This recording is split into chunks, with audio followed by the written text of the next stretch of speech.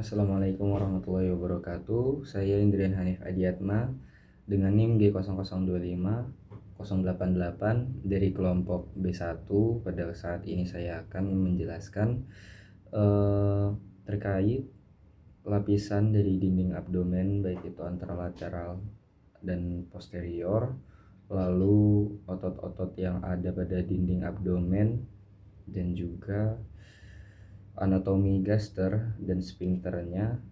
Lalu yang terakhir saya akan menjelaskan terkait posisi-posisi dari appendix dan cara pengukurannya. Oke, yang pertama adalah pembagian dinding atau lapisan dinding pada abdomen. Pada dinding abdomen anterolateral, yang pertama yaitu ada lapisan kulit. Yang pertama ada lapisan kulit, lalu yang kedua adalah lapisan lemak. Bisa dilihat di sini yang paling superficial adalah ini yang sesuai jadi saya ini paling superficial yaitu kulit.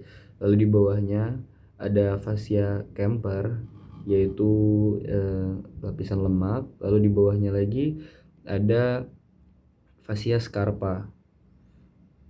Nah, setelah itu setelah fascia Scarpa, dinding abdomen dilapisi oleh 3 muskulus, yaitu musculus obliquus externus, obliquus internus, dan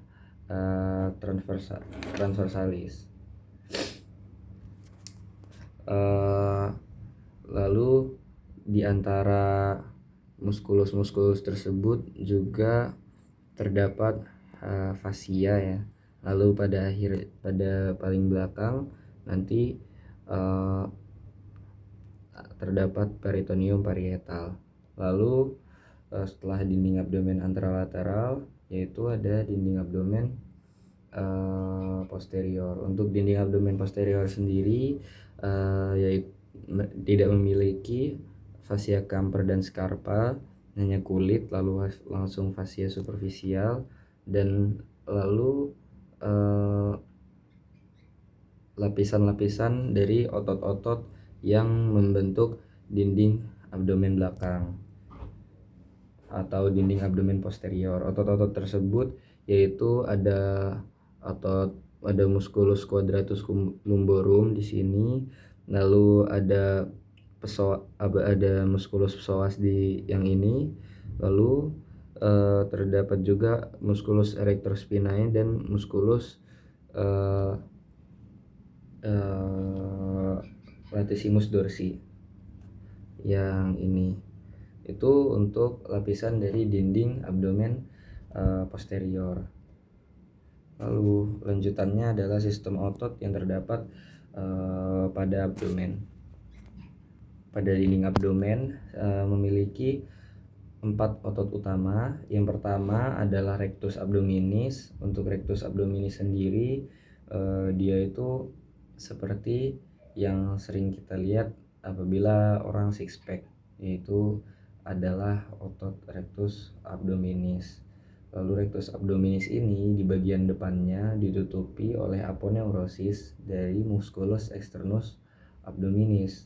Nah, musculus obliquus externus abdominis ini dan musculus obliquus internus, lalu juga musculus transversus abdominis memiliki aponeurosis yang kemudian membalut dari musculus rectus abdominis. Lalu berlanjut ke musculus obliquus externus abdominis. Musculus obliquus externus abdominis sendiri itu melapisi dinding anterolateral. Untuk depannya aponeurosisnya melapisi bagian depan dari musculus rectus abdominis. Bisa dilihat di sini, ini rectus abdominis. Lalu aponeurosis dari musculus obliquus externus abdominis melapisi bagian anteriornya. Lalu dilapisi bagian posteriornya oleh aponeurosis dari musculus transversus dan musculus obliquus internus abdominis. Untuk eksternal oblique atau obliquus externus itu memiliki arah dari lateral atas ke medial bawah, yaitu membentuk huruf V. Lalu di belakang dari eksternal oblique yaitu internal oblique atau obliquus internus itu membentuk V yang dibalik, berarti dari atas, dari lateral bawah ke medial atas, itu untuk arah dari ototnya. Lalu di belakangnya lagi, lalu yang terakhir di sini setelah fascia camper, fascia scarpa, lalu di sini musculus externus abdominis, internus abdominis, terdapat juga musculus transversus yang sebagaimana namanya dia horizontal lurus gitu bentuknya. Lalu selanjutnya adalah organ retroperitoneal dan intraperitoneal. Untuk organ intraperitoneal maksudnya adalah organ yang sepenuhnya diselubungi oleh peritoneum parietal dan memiliki mesenterium yang menggantungnya. Lalu jika retroperitoneal yaitu berada di belakang peritoneum atau dia tidak memiliki mesenterium gitu ya. Bisa dijelaskan melalui gambar ini. Yang warna biru ini adalah peritoneum parietal. Jika organ tersebut intraperitoneal, maka dia diselubungi oleh peritoneum parietal sebagaimana di sini. Dan dia memiliki mesenterium apabila suatu organ berada diselubungi oleh peritoneum parietal dan memiliki mesenterium, maka disebut juga organ intraperitoneal. Lalu ada juga yaitu organ retroperitoneal yang berada di belakang peritoneum parietal dan tidak memiliki mesenterium. Itu adalah penjelasan untuk perbedaan dari retroperitoneal dan intraperitoneal. Untuk organ intraperitoneal sendiri dia yaitu ada lambung atau gaster, lalu hepar, jejunum dan ileum, lalu ada cecum, kolon bagian yang transversum, kolon transversum, dan juga sigmoid, itu merupakan organ intraperitoneal. Lalu organ digestivus sisanya ya, yang meliputi aren, ureter, habis itu ada duodenum, pankreas, kolon yang bagian ascenden dan descenden, itu termasuk ke organ retroperitoneal.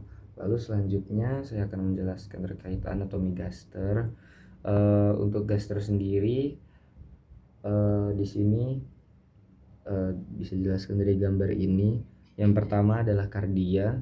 Bagian kardia adalah sini yang terhubung langsung dengan esofagus. Jadi ketika bolus makanan melewati esofagus, melewati kardia dulu sebelum masuk ke ruangan gaster.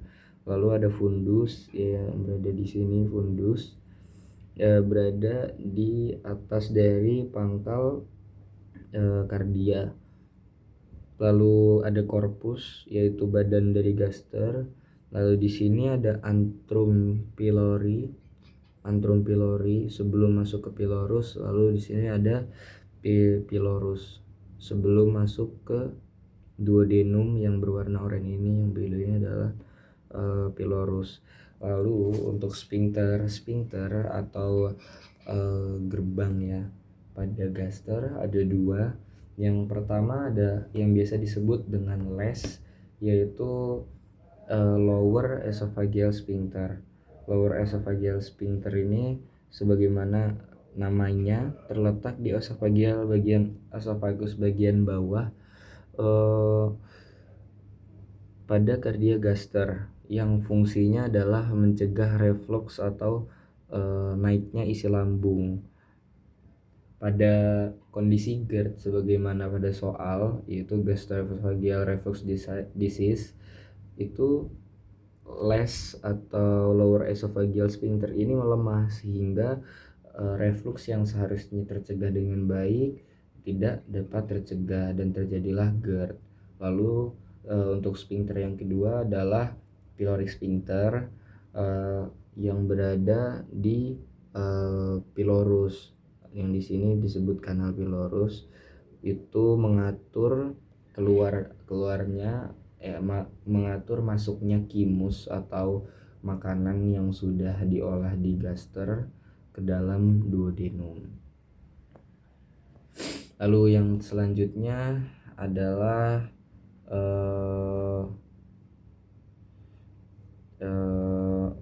macam-macam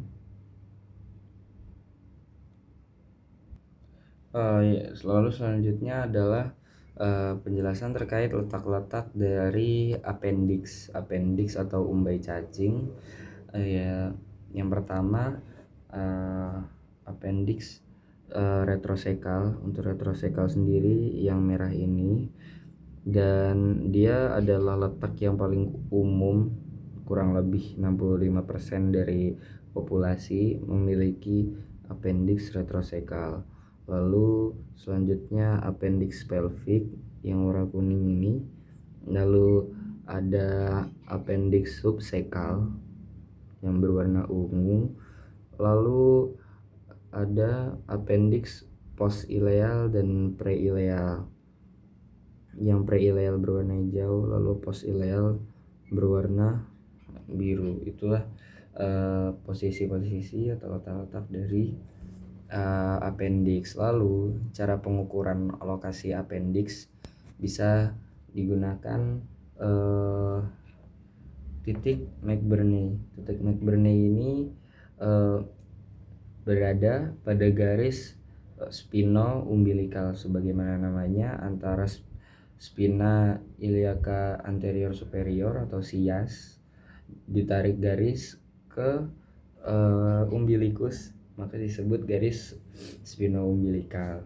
Dan pada garis spino-umbilikal itu sebagaimana pada gambar ini, di pada garis spino-umbilikal terdapat titik yang bisa kita sebut titik McBurney, dan titik itulah tempat di mana appendix berada. Oke, sekian dari saya. Kurang lebihnya mohon maaf. Wassalamualaikum warahmatullahi wabarakatuh.